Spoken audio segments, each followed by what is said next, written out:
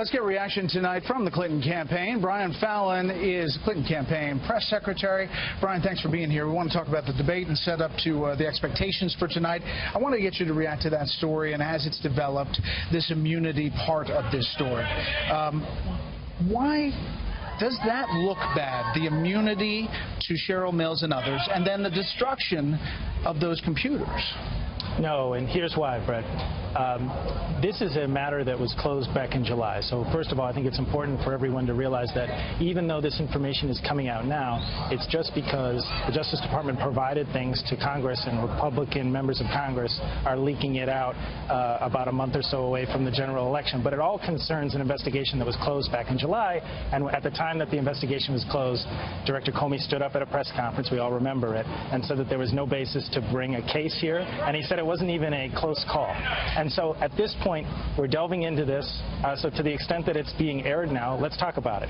These were routine immunity agreements that were provided. They came after both of these two lawyers sat down and answered every question that the FBI had. They submitted to those interviews completely voluntarily. Then a couple weeks later, it was indicated by the Justice Department they'd also like to look at their computer equipment. They said sure.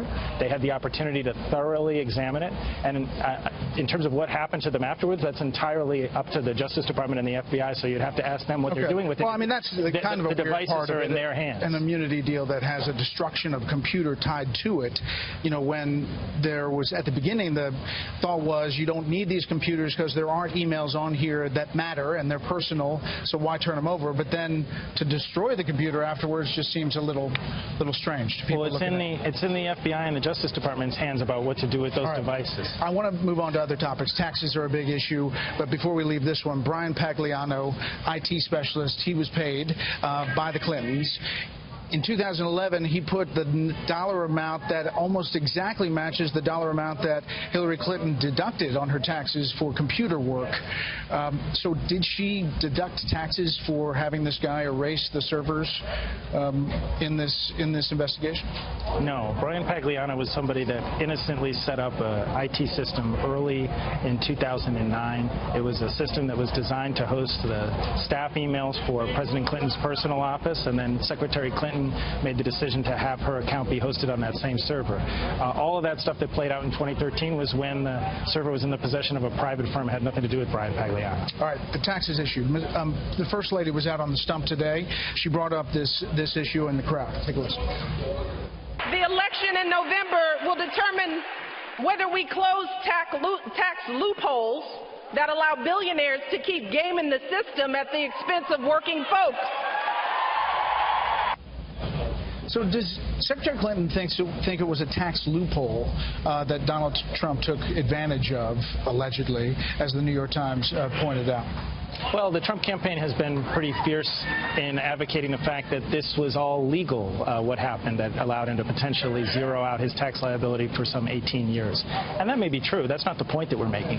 The point that we're making is it fair? When somebody makes as much money as Donald Trump, should he be able to get away with not paying any taxes when hardworking Americans that are making $30,000, $40,000, $50,000 a year are doing their fair share and contributing to the cost of hiring first responders, hiring teachers in our public schools, and supporting our military? Is there anything specifically in Secretary Clinton's tax plan that would change the carry-forward provision that Donald Trump took advantage of? Well, we want to tackle some of the other loopholes that probably allow him to have a lower aggregate gross income so that the effect of this net operating loss provision that he's taking advantage of would be less impactful for Donald Trump.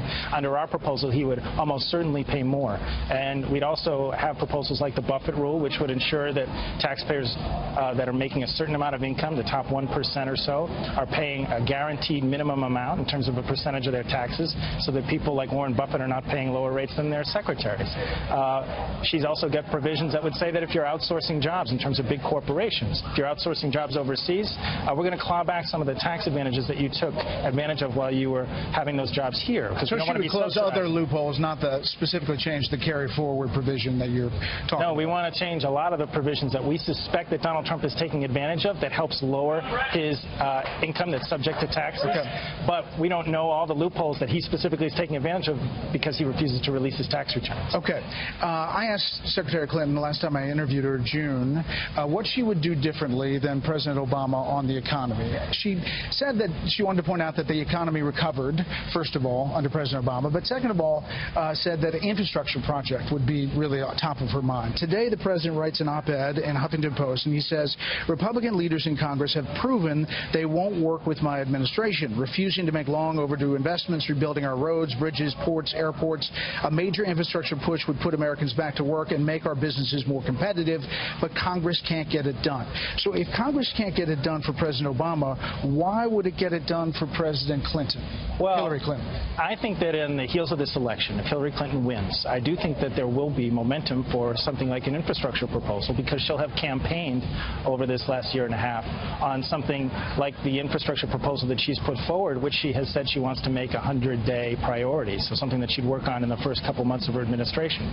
So when she goes around the country and talks about it so much, if she wins election, I think that the Republicans will feel pressure to do business with her on that, especially because it's a proposal that a lot of Republicans support. The Chamber of Commerce supports it. And guess what? The Republican nominee for president also supports increased investment for infrastructure. Now, he doesn't have a plan as specific as Hillary Clinton's. He can't tell you how much he would spend or how he would pay for it like Hillary Clinton can.